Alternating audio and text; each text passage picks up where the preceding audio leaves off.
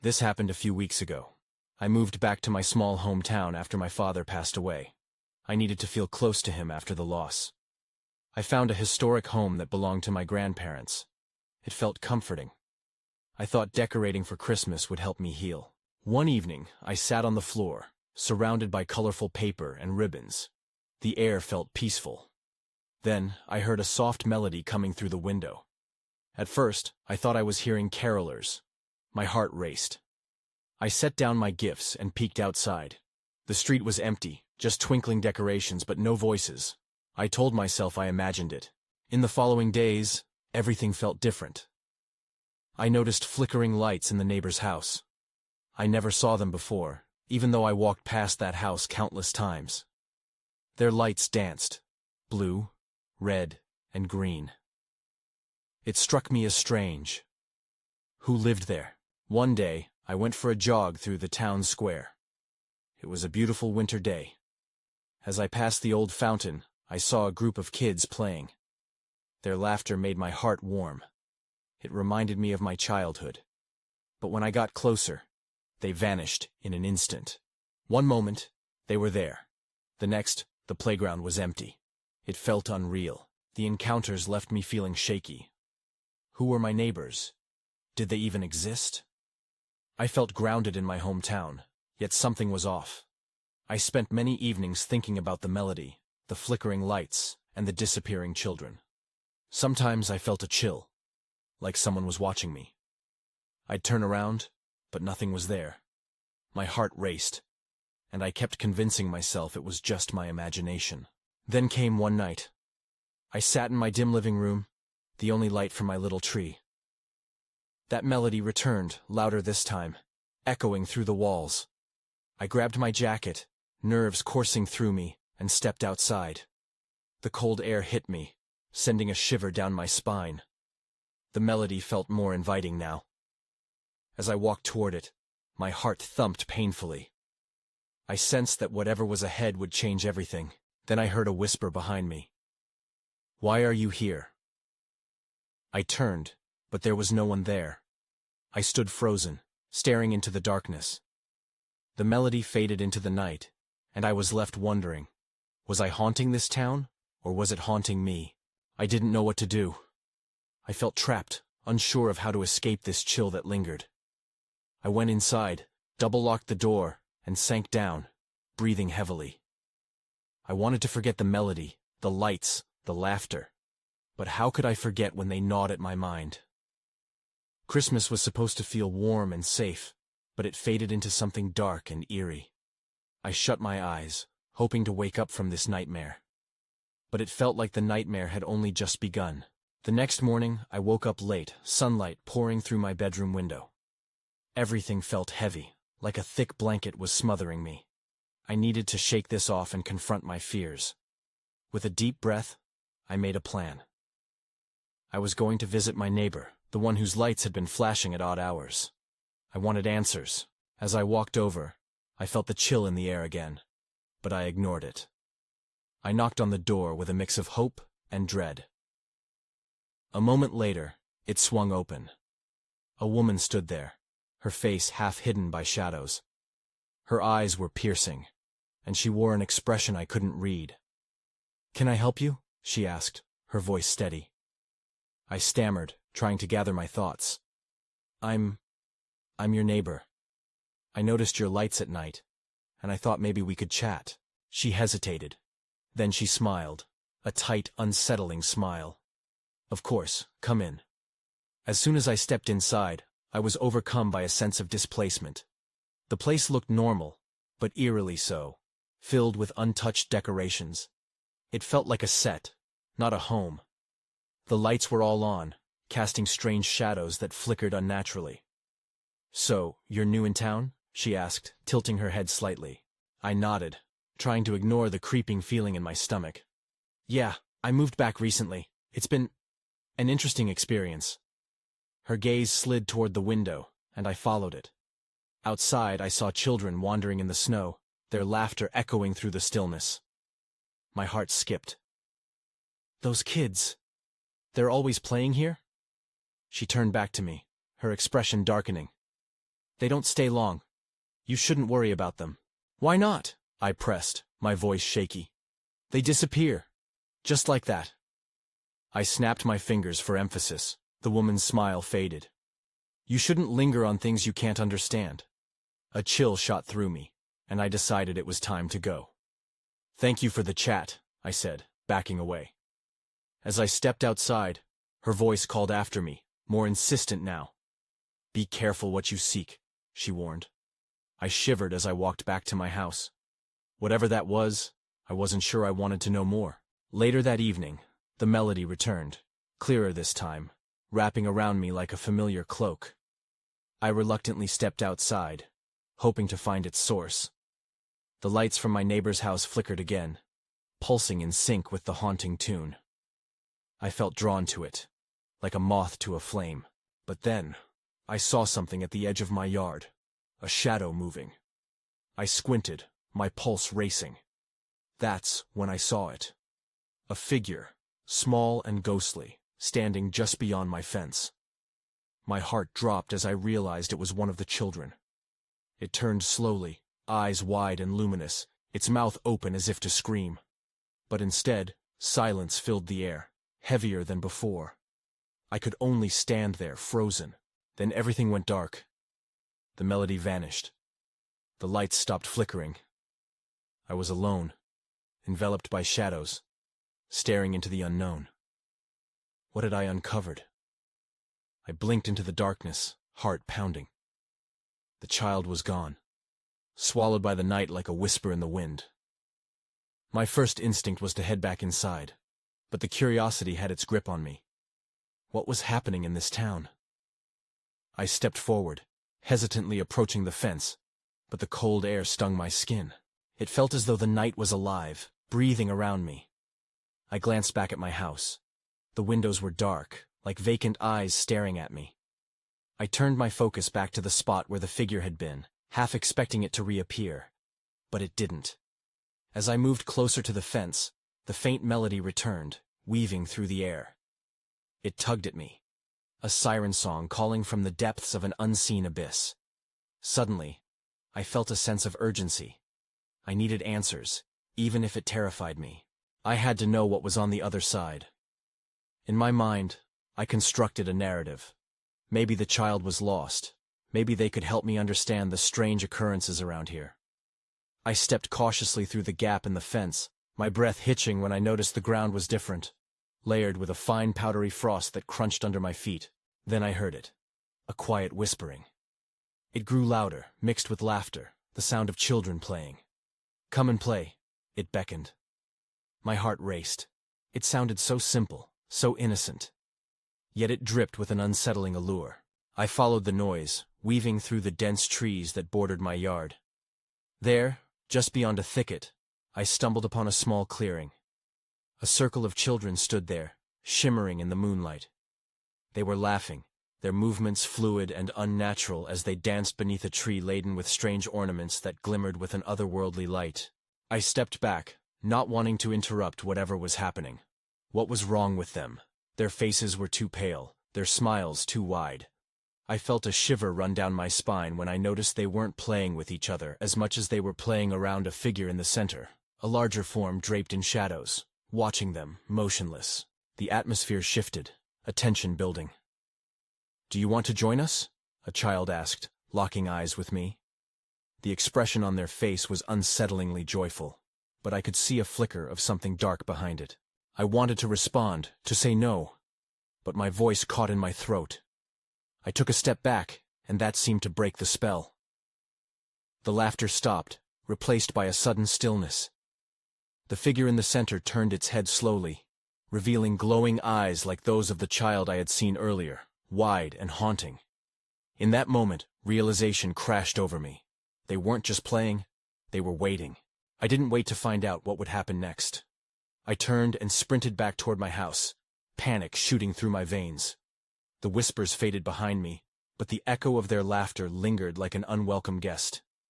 I stumbled through my front door and slammed it shut, leaning against it as I tried to catch my breath. My mind raced, piecing together the fragmented elements of the night. What had I stumbled into? What were those children? Then I remembered the woman next door, her cryptic warnings flooding back to me. I was in over my head. And just when I thought things couldn't get worse, I heard it again. The melody, singing softly from the shadows just beyond my window. It wasn't over. Not by a long shot. The morning light was pale and hesitant, unwilling to pierce through the thick fog that had settled over the town. I sat at my kitchen table, my coffee long forgotten and cold, replaying the previous night's events in my mind. Each time I thought I could rationalize what had happened, something new would snap back into focus. A detail I hadn't accounted for, a whisper that carried urgency. I needed answers. I decided to visit my neighbor, the woman who had given me her unsettling warnings. Maybe she had seen something. As I walked over, I felt a tight knot form in my stomach. The frost from last night still clung to the grass, glistening like tiny crystals that reminded me of the strange children's laughter. Knocking on her door felt like trespassing into a world I wasn't prepared for. When she opened it, her eyes widened, and for a moment, I thought she wouldn't let me in. But instinct took over, and she stepped aside, motioning for me to enter. "Did you see them?" I asked, my voice trembling. She closed the door, her demeanor shifting immediately from surprised to serious. "You shouldn't have gone out there," she said in a hushed tone, looking over her shoulder as if someone might be listening. "They are not what they seem." I nodded, not trusting myself to speak. Instead, I let her explain. She told me about the children, about how they would appear on nights like this, about the whispers and laughter that had haunted the town for decades. "They lure people in," she warned, her voice barely above a whisper. "And no one who plays with them ever returns the same, or at all." No. I wasn't going to let fear take over. "But why?" I pressed. "What do they want?" She hesitated, eyes darting to the window where shadows danced, reminding me of what I had seen. "They want to be free, trapped between here and somewhere else. They need to find more playmates." Gulping, my mind reeled with possibilities. "And the figure in the center? That's their keeper," she said, shuddering slightly. "It holds them, watches over them. It's the one who decides who plays and who is taken." A chill went through me. I remembered the glowing eyes, the stillness, and how it had felt like I was being watched. What do I do? How do I stop this? "There's no stopping it," she replied bleakly. "You can only hope they forget you." I was about to respond when another knock echoed through the room, cutting through the tension. My heart raced. The woman's expression turned to one of dread. Who could that be? Before I could answer, she opened the door slightly, and there stood a child, pale and wide-eyed, a haunting smile curling at the corners of their lips. "Is she home?" the child asked, voice sweet, yet somehow sinister. I froze. In that moment, I understood. They weren't just visiting. They were here for something. The child's gaze flicked to me, and I felt its weight bearing down, pinning me in place. Then everything went dark. The lights flickered above, casting eerie shadows on the walls. My instinct screamed at me to run, but I was trapped in that moment, caught in the grip of an unseen force. "A game is about to begin," the child said, eyes shining with an unnatural glimmer. My breath hitched. I needed to escape. But the door was ajar, and the darkness sang sweetly behind it. That melody once again drifted through the air, and I knew I had to decide. The darkness enveloped me like a heavy cloud. I could barely see, yet I felt the child's presence filling the space. Their voice echoed in my mind, urging me to stay, urging me to play. My heart was pounding, each beat reminding me of what was at stake. "No!" I gasped, breaking free from the paralysis. I took a step back, but the woman beside me remained motionless, as if bound by some unseen force. My eyes flicked to hers, searching for any sign of life. But all I saw was a void. "Come and play," the child sang, tilting their head as if my fear was a game to be enjoyed. "It's so much fun." I turned toward the door, instinct driving me to escape. But the child stepped closer, blocking the exit. "Why leave when you could join us?" They smiled wider, revealing too many teeth. My stomach churned at the sight. I needed a plan. A way to distract the child, to draw them away from the door. "What kind of game?" I asked, forcing the words out, hoping to buy myself some time. "What do you want?" Their smile widened, a glint of mischief dancing in their eyes. "A game of hide-and-seek," they replied, voice dripping with honeyed menace. "Just one little round. We always win." "No. You don't want to play with me," I insisted, shaking my head. "I wouldn't be any fun." I backed away, inching toward the kitchen. I had to reach something, anything that could help. "Did you forget how to play?" The child's voice grew sharper. The darkness seemed to pulse, echoing their rising frustration. "You can't leave. You must stay." Suddenly, the woman dropped to her knees, shaking her head as if trying to wake from a nightmare. "Run!" she gasped, her voice cracking. I didn't need to be told twice. I bolted for the kitchen, heart racing. The child screamed, a sound filled with fury. I fumbled with the drawers, desperate for anything. My fingers closed around a heavy metal pan. It wasn't much, but it would have to do. "Don't hide from us," the child shouted, advancing with glee. "We'll find you. We always find you." I turned to face the child, raising the pan like a shield. "Stay back!" I yelled, feeling a surge of adrenaline coursing through me. My breathing quickened as I readied myself for whatever would come next. In the corner of my eye, a shadow flickered at the door, and I realized it wasn't just the child I needed to worry about. The darkness around me seemed to swirl, gathering its own form. A figure loomed just beyond the threshold, sinuous and imposing. That was when the whispers started, soft at first, then growing louder, like a crowd urging me to let go. I felt the pull on my mind, the urge to surrender to their game. But I had to resist. I thought of the neighbor's warnings, her desperate plea. Something in me ignited against the darkness's call. I would not play, not today. And just then, I spotted the light from the window. It beckoned to me like a distant shore amidst a storm. I had to reach it. With a shout, I charged past the child, swinging the pan wildly. I felt it connect with something, sending a chill through the air. There was a faint scream before I lunged for the door, pushing it open against the weight of the darkness. That was when I heard it, a desperate plea echoing from the shadows. "Please don't leave, you're one of us." My breath caught as I stepped outside, the light enveloping me. I turned back for just a moment, heart pounding. I needed to know what I had escaped, but in that second, the door slammed shut, leaving only the whispers behind it.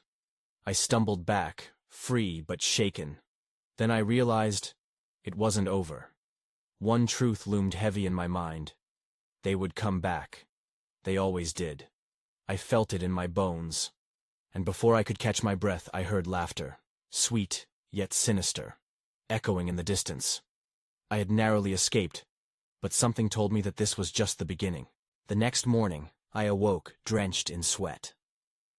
The remnants of the nightmare clung to me, like a smothering fog. I couldn't shake the feeling that something was still lurking nearby.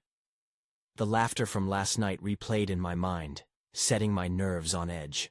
I forced myself to get up and face the day. I had to find the neighbor. Maybe she knew more. I dressed quickly, the mundane routine grounding me even if only for a moment. The sun was bright, almost mocking in its warmth, but I needed that light. I stepped outside, squinting against the glare. As I walked down the street, I practiced my questions. "What happened to you? Did you see them?" The words felt heavy on my tongue as I approached her house. But when I arrived, I found the door slightly ajar. The hair on my neck prickled. "Hello?" I called out, nudging the door open. A chill ran through me.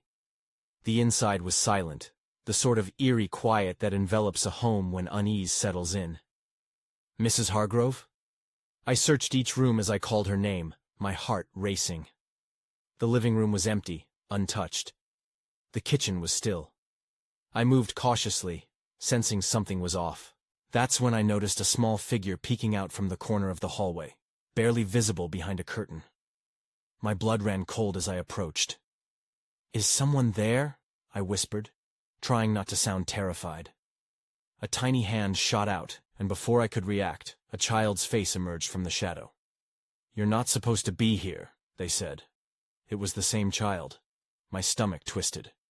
"Where's Mrs. Hargrove?" I stammered, trying to keep my voice steady. "They'll find you too," the child said, a smile creeping across their face. "You shouldn't have run away. Now you must play." Panic surged through me. "No, I'm not playing anything." The child's smile turned into a frown, and I felt a rush of cold air as the light flickered, dimming the room. I turned on my heel, frantic to escape. I couldn't stay here, but as I dashed for the door, it slammed shut before I reached it. The child giggled, a sound that echoed through the walls, sending shivers down my spine. I pounded on the door, desperate to get out. "Let me out, please!" "You can't leave," the child taunted, their voice now layered with something darker. "You must join us." With a surge of adrenaline, I scampered toward the back window. I had to get out. I threw my weight against it, but it wouldn't budge. The laughter grew louder, swirling around me until it felt like I was trapped in a nightmare. Then, out of the shadows, another figure appeared, more substantial than the child. A woman, resembling Mrs. Hargrove. Her eyes were wide but empty. It was as if something was watching me through her. "You should have listened," she said, her voice flat. I pressed against the window once more, and this time it cracked open. I could see the world outside, the bright sun, the normal street. "No!" the child screamed, rushing toward me, but I squeezed through the opening. I landed hard on the grass outside, scraping my arms. Pain jolted me back to reality. I scrambled to my feet and ran, the laughter and whispers behind me fading as I dashed down the block. But I knew then. There was more at stake than just my safety.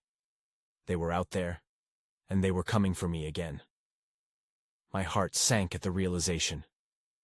I glanced back, half expecting to see the child or Mrs. Hargrove lurking in the shadows. But for now, there was only silence. Yet something stirred within me, a sense that the nightmares were far from over. And then I saw it in the distance, a flicker of motion, something darting behind the trees, watching me. I froze, breath hitching in my throat. Whatever waited in the dark was still on my trail. I turned away from the tree line and ran, my feet pounding against the pavement. Fear clawed at my chest with every rapid heartbeat. I needed to get home. I needed to feel safe. But the eerie silence of the neighborhood felt like a cover, hiding all the secrets I was slowly uncovering. As I rounded the corner, I spotted a small cafe, a familiar sight. The warm glow from the windows offered a promise of safety. I sprinted toward it, hardly noticing the cold autumn air that stung my cheeks. The bell above the door jingled as I burst inside, my breath coming in ragged gasps. The cafe was mostly empty, and the few patrons glanced up at me with curious eyes. I took a moment to catch my breath and scanned the room for someone I could talk to. I needed answers, and I needed them fast. "Is everything okay?" asked the barista, a middle-aged woman with kind eyes and a brow furrowed in concern. I hesitated, unsure of where to start. There's something wrong outside. I think a child is in trouble." My voice trembled, betraying my fear. The woman raised an eyebrow, skepticism flashing across her face. "A child? Here? It's not safe to be wandering alone." As I tried to explain, I noticed a man sitting at the back of the cafe. He wore a dark coat and a hat, obscuring most of his face. But when he lifted his gaze towards me, something in his eyes sent a chill down my spine. I felt as if he could see right through me. "Are you sure you're all right?" the barista pressed, her tone shifting from concern to worry. "I just need to call someone," I said, glancing back at the man. He was still watching me, his expression unreadable. I turned to the barista again. "Do you have a phone I can use?" "Of course." She handed me her phone, and I quickly dialed the police. While I waited for them to answer, I shot another glance at the man. To my surprise, he had risen and was making his way toward me. "Excuse me," he said, his voice deep and calm. "You shouldn't be here." "Why?" I shot back, panic bubbling inside me. "What are you talking about?" "Trust me, you're in danger," he said, glancing over his shoulder toward the door. "You need to leave, now." I was torn. Should I trust him? Part of me urged me to flee and find safety, But another part felt frozen by fear at the dark implications in his warning. Suddenly the bell jingled again, and the door swung open with force. The light from outside illuminated the cafe, and I caught a glimpse of something. No. Someone, standing on the threshold. A small figure, head slightly bowed, with a doll hanging limp from their hand. The cafe went quiet, and that familiar giggle rang out, echoing through the air. The moment lingered, and I could feel a suffocating dread settle over the room. I realized the laughter was wrong, twisted in a way that made my skin crawl. Without thinking, I bolted for the back door, pushing past the man and the confused barista. I had to get out. As I reached the door, someone grabbed my arm. "You can't run from this," the man shouted, but I couldn't hear him over the pounding of my heart. I tore my arm away and shoved through the exit. The bright light outside stung my eyes as I sprinted into the street. That's when I noticed it. The child was no longer at the cafe. They were standing in the middle of the road, waiting for me. The same eerie smile plastered across their face. What was happening? Why did they want me?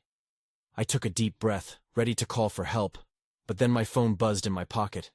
The police were calling back. I looked back, panic slicing through me as I gripped the phone tightly. But the laughter echoed once more, and all at once, dread settled deep in my bones. I stood frozen on the brink of a nightmare that was only beginning. As I stared at the child in the road, my hands shook, and I hesitated to answer the police. The familiar laughter twisted in the air, wrapping around me like a cold fog. I wanted to scream. I wanted to run, but my feet felt glued to the ground. I finally hit the button to answer the call. "Hello?" My voice was shaky. 911, what's your emergency? The operator's voice was steady and calm. "There's a child outside." I barely got the words out before the laughter pierced the air again. "Can you describe the child?" the operator asked. I opened my mouth to reply, but I couldn't tear my gaze away from the figure in the road. They were still smiling, their eyes wide and unblinking. I could hear the operator growing impatient. "Ma'am, are you there?" "Yes, I'm here," I stammered, panic creeping into my voice. "They're just standing there. They look lost, but there's something wrong." "Stay on the line," she said sharply. "Help is on the way. Can you move to safety? Where are you located?" "I'm at the cafe on Elm and Main." My mind screamed at me to move, to step back into the safety of the building, but every instinct kept me rooted in place. Suddenly, the child pointed at me. I felt my breath hitch as I realized the doll in their hand was identical to one I had seen in the delivery box at the cafe. That same innocent porcelain smile, but now it looked wrong, almost sinister under the streetlights. "Ma'am, is anyone else with you?" the operator asked. Before I could answer, I noticed a figure moving behind the child. My heart lurched. It was a tall, shadowy outline that didn't seem to belong. Everything inside me screamed to run. "Ma'am, what's happening?" the operator pressed, but I wasn't listening anymore. Adrenaline kicked in. I shoved the phone back into my pocket and turned to run toward the cafe. My instincts were going haywire. I had to get back inside, away from whatever was happening out here. Just as I reached the door, I glanced back. The child was gone. No more giggling, no more eerie smile. A chill crept up my spine. I pushed the door open and stumbled inside. "Close the door," I shouted. The barista looked back at me, her face pale. "Something's out there." "Who was that child?" she asked, her voice wavering. "I don't know. I don't want to know." I was practically panicking now, trying to catch my breath. "Please, call someone. We need help." I turned to the man in the dark coat who had followed me in. His expression was tense, and he shook his head. "This isn't over," he said gravely. "Great, just great," I muttered, grasping for any semblance of hope. "What do you mean?" He stepped closer, lowering his voice. "They're watching, waiting, just like they've done before." "What do you know?" I demanded, fearing all the things left unspoken. "I'll tell you," he said, "but you need to trust me. No one is safe here." He paused, glancing toward the windows. "Not until you understand what you're dealing with." I swallowed hard, gripped by a mixture of dread and curiosity. I had stumbled into something much darker than I thought. Outside, laughter returned, echoing against the walls of the cafe. I felt the blood drain from my face as I realized the game had just begun. The laughter bubbled outside like a sudden storm. It echoed, rising and falling, wrapping around the cafe like invisible tendrils. I peered through the window, half expecting to see the child, or that shadowy figure reappear. But the street was empty, eerily silent. "Can we just lock the doors?" I asked, panic threading through my voice. The barista gave me a worried nod and moved to secure the entrance. I turned back to the man in the dark coat. "You're not telling me everything. What do you know about that child?" He hesitated, glancing toward the door as if afraid it might burst open. "It's not just a child. It's a conduit. They lure you in. They feed off fear." "That's crazy," I said, my skepticism mixing with dread. My heart raced as I recalled the child's doll, its smile uncomfortably familiar. "What do you mean?" He stepped closer, voice dropping to a whisper. "Every so often they come back. Different faces, the same intent. It's a game to them, and they always win." "Why?" I pressed, my voice barely above a whisper now. I didn't want to hear the answer, yet I needed to know. "There was an incident years ago during the holiday season," he said, his eyes darkening with memory. "A group of kids went missing, right around this time. No trace left behind. They were last seen playing out there." He pointed toward the street, where shadows danced with the flickering lights. My stomach twisted. Several years ago, a family had moved away after a child went missing in our small town. The details had faded into the background noise of everyday life. "Why is this happening again?"